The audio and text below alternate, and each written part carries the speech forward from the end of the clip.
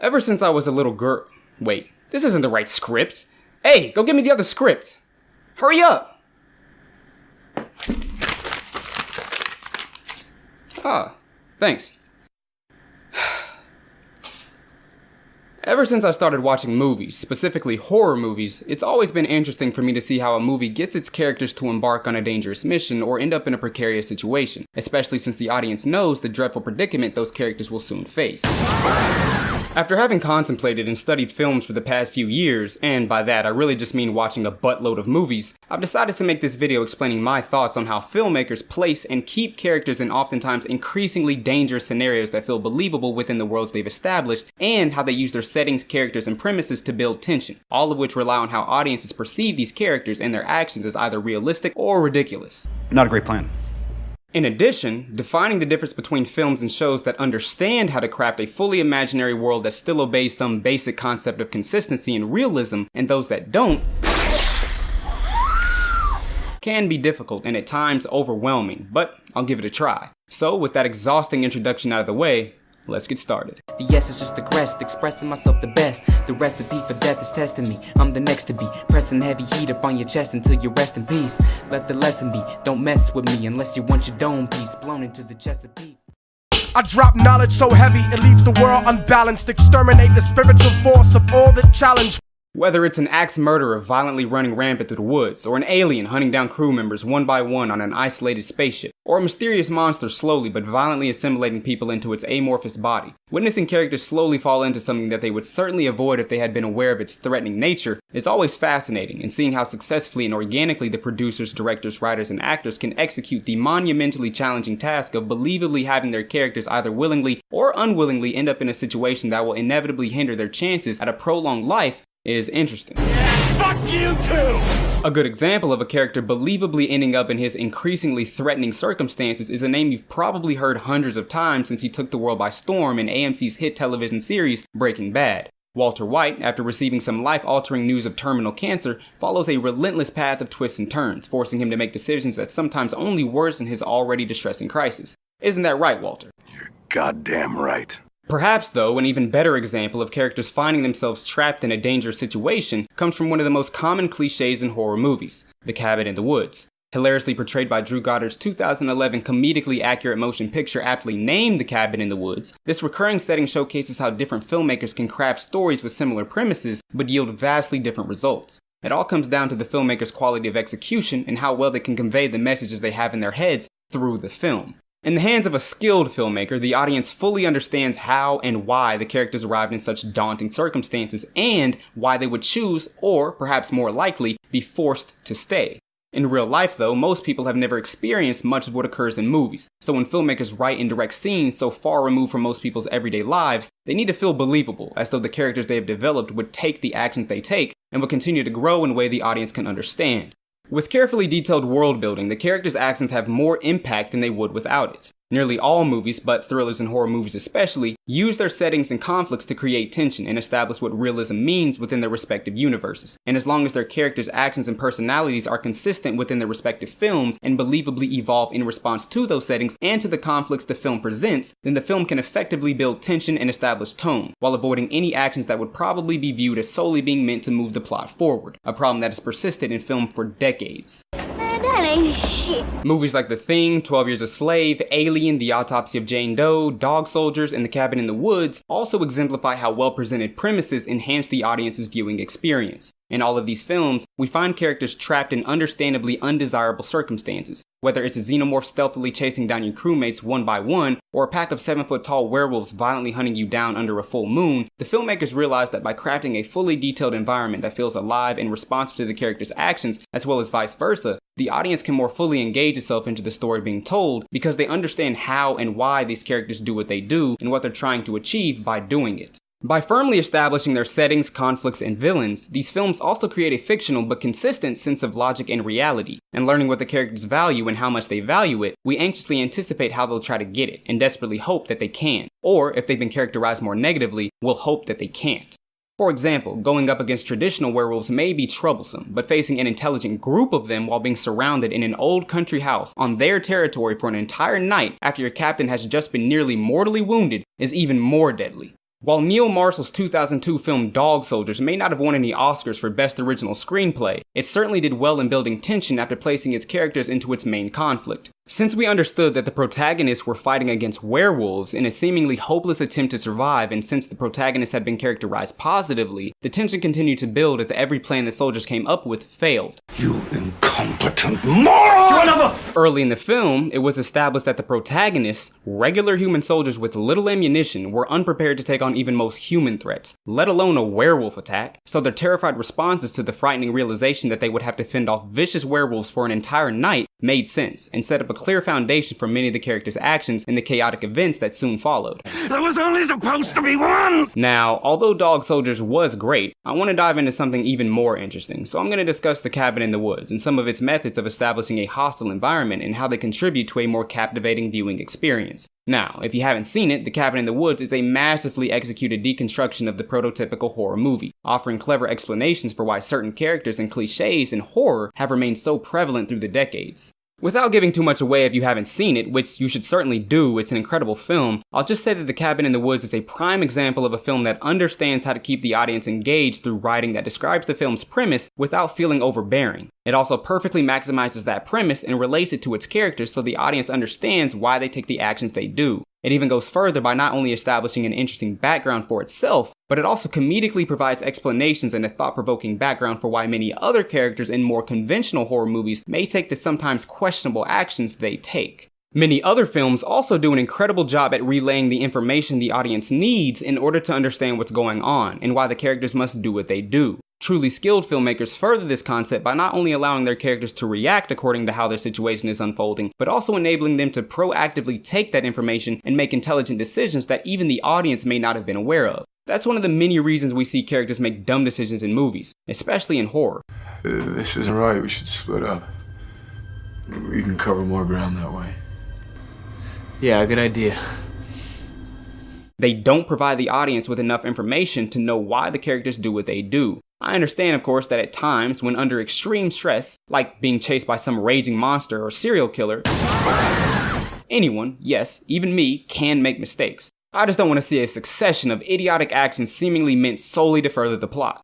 Oftentimes, though, with a less skilled creator, the audience doesn't fully understand the premise, characters, or conflict the filmmakers have been trying to establish, so they'll ask questions about why the characters would go into situations they know will probably hurt them, or why they seem to remain unchanged by the catastrophic environment they're trapped in. Generally, films make use of various methods to place their characters into the conflicts they hope to solve, while establishing the environment in which they will operate. For example, some films showcase the chaotic situation the characters will soon face before revealing or fully developing the characters that will encounter these problems. This method establishes the overarching conflict before developing the characters, so when the audience learns more about our protagonists, we mostly understand what they're fighting against. Many other films, though, reveal their conflicts through the characters, having them discover their unsettling situations alongside the audience. In this case, the characters discover these problems as they begin dealing with their consequences. The audience also feels thrown into these characters' world and more invested into the story, which builds tension since we only know as much as the characters.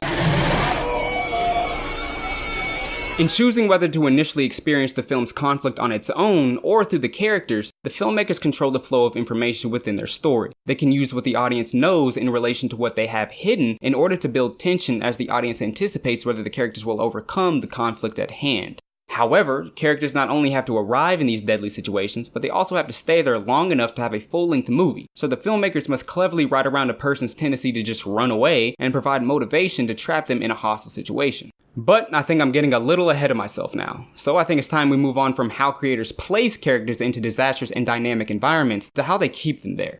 Cue that transition. I drop knowledge so heavy it leaves the world unbalanced. Exterminate the spiritual force of all that challenge.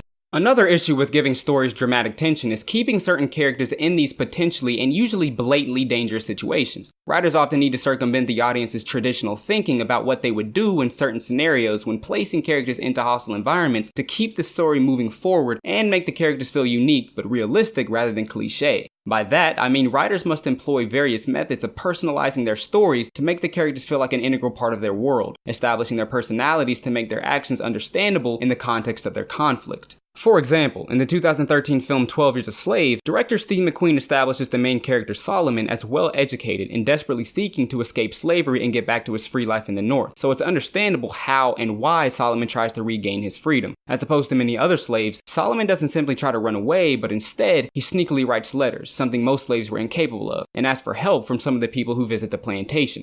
When confronted by his master about his actions, Solomon showcases his persuasive speech by attempting to convince his master that he is not responsible for trying to escape the plantation, creating one of the tensest scenes in the film. What you gotta say to that? There's no truth to it.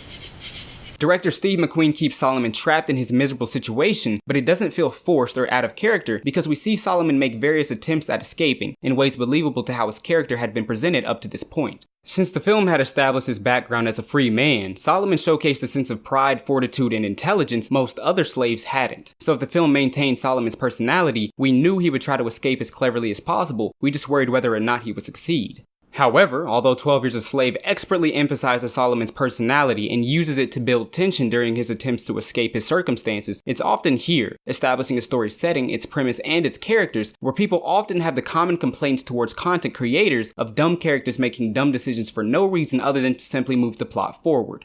Why don't they just leave when given the opportunity? Why didn't they kick that guy in the balls? Why didn't they just shoot him in the anus? Why don't they just walk away? Are you good? Yeah, I'm fine. Let's just keep going. Are you sure? Cause you seem— Yes, I'm good! Let's go! Alright. There's plenty of room for potential character development when creating routes for escape. For instance, in Stephen Sommers' 2001 blockbuster The Mummy Returns, a woman named Anck-su-namun had either been faking love for someone, or her love wasn't as strong as the audience had been led to believe, and was confronted with the opportunity to either risk her own life to save her partner, or to simply flee and save herself, revealing her true motivations and values. Isn't that right?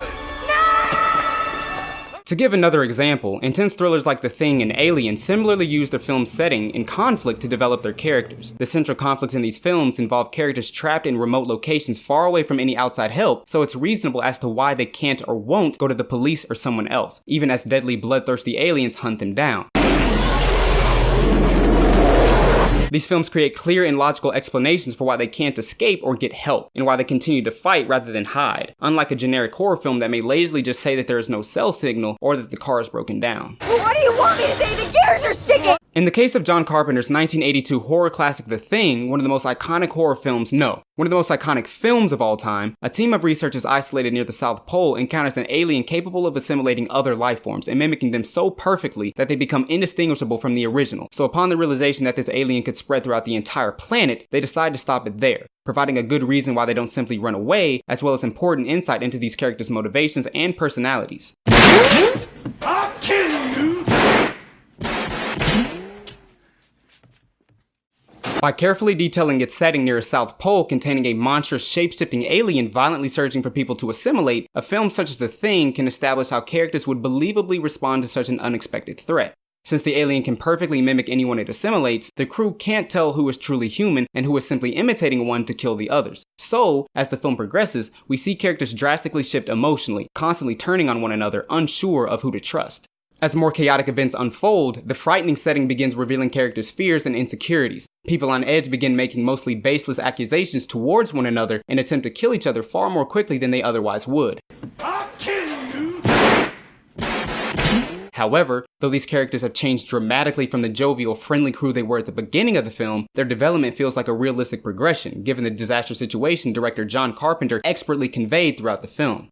In the movie's introduction, Carpenter develops the main character Mac as the leader of the crew, the person everyone else respects. So when he takes charge and forces the rest of the men to stay and destroy the alien before it can escape Antarctica and overtake the planet, it feels like his natural prerogative, rather than some out-of-character move to further the plot. The Thing, as well as many other films, showcases that although movies aren't real and hope to create a fictional world vastly different from our own, they should still maintain a certain level of believability and consistent logic so that when the characters decide whether or not to take action, it feels realistic within the context of the story, rather than contrived and meant to simply drive the plot forward. Real life typically doesn't have the problems of inconsistent logic because physics often provides a logical explanation, at least to some degree. Mysteries form as a result of not knowing the entire story, missing some facts or witnesses, so when things that we can't explain happen in real life, the truth still exists and probably in some logically explainable way, we're just unable to uncover it. However, in a fictional film, we control the flow of information and what's possible within this imaginary world we've established, since everything that shows up on screen is either a direct result of our creation or we're allowing it to be seen, presumably for the advancement of the story or the characters. To get back on topic though, I want to talk about one more film in addition to the previously mentioned The Cabin in the Woods that perfectly encapsulates a film's predicament of establishing a believable scenario for the high-octane events its characters will experience. And that film is 2006's Behind the Mask, The Rise of Leslie Vernon, an underappreciated meta-horror film directed by Scott Glosserman that, like The Cabin in the Woods, provides an interesting background and setup for why and how slasher villains such as Freddy, Jason, and Michael Myers accomplish their, at times, unbelievable tasks. Another well-made deconstruction of the traditional horror film, The Rise of Leslie Vernon details the events that unfold after a man, Leslie Vernon, decides to film a documentary of himself becoming the next icon in slasher horror, alongside the likes of other well-known characters like Freddy, Jason, and Michael Myers. But before I dive a little deeper into the film, I want to suggest that you watch it at some point. Don't worry, I'm not going to give away any blatant spoilers, but it's one of the most interesting films I've seen in a while, providing a unique experience that I wasn't quite expecting. It's pretty well done, and I certainly think you should check it out. Okay. Behind the Mask, The Rise of Leslie Vernon gives a sort of behind-the-scenes look at the stereotypical slasher movie, following how the killers in these films pick their victims, killing grounds, and methods of execution. Oh, shit. It cleverly reveals that many times these killers carefully plan out their attacks several weeks before making their move, rather than due to some spontaneous, unstoppable desire to kill. By doing this, it shows that the victims in these movies are often far outmatched, with their every move having been tediously predicted and accounted for prior to the terrifying night in question even beginning. The killers in these films understand how to operate in order to keep their victims trapped on their killing grounds. Generally though, films employ a vast array of methods to keep certain characters trapped in conflict. Sometimes though, as a result of poor development in one area or another, certain characters' actions may feel contrived and unrealistic based on how the story had been developing up to that point. However, many films expertly establish their settings and characters and use them to keep those characters trapped in conflict, further developing them and the story. Some films, like John Carpenter's example of expertise The Thing, may use specific characters' actions and personalities to restrain themselves and others within the environment. Other films, like Ridley Scott's 1979 masterpiece Alien, may use a well-developed setting to physically prevent the characters from leaving their life-threatening predicaments. However, most films combine several methods to provide a collection of understandable reasons for why these characters must continually face their persistent threats. I drop knowledge so heavy it leaves the world unbalanced. Exterminate the spiritual force of all that challenge. To conclude this long-ass video, I want to simply reiterate a few points that I probably poorly explained earlier. Firstly, I believe that movies create a sort of symbiotic relationship between its setting, conflict, and characters, with each having a profound effect on the others. Some movies do well in conveying how each component of this relationship affects the others and impacts the story as a whole. Secondly, I believe that movies create life-altering or downright deadly environments by establishing the film's premise, setting, and characters, and showing how each one affects and is affected by the others and itself. Films can either emphasize the conflict first or slowly reveal it through the characters, determining whether or not the audience uncovers the characters' problems alongside them. The relationships between certain characters, between a character and the environment, and between the environment and the story's premise all influence how dangerous a situation feels to the audience and builds tension as we anxiously await what will happen as the film continues. As my final point, I also believe that movies keep characters in these life-threatening situations by providing reasons as to why they should stay through detailed character development and world building. As we learn more about these characters, their motivations, and the environment in which they operate, we more clearly understand how their actions impact themselves and others and why they choose to take such actions. Movies administer a myriad of techniques to keep the characters contained in their conflict, such as physical entrapment, villainous figures, or the protagonists themselves. But when done well, it organically develops the characters and believably progresses the story. Whew. I know this video was way longer than usual, but if you're still here, then thanks for sticking around to the end. I really appreciate the support. Anyway, I hope that you liked the video, and I hope that I brought something new for you to think about. If you have any opinions on what I said, any disagreements, any corrections, or anything else you just want to add, just leave it in the comments. I'm getting better every day, and I've got more great stuff coming on the way.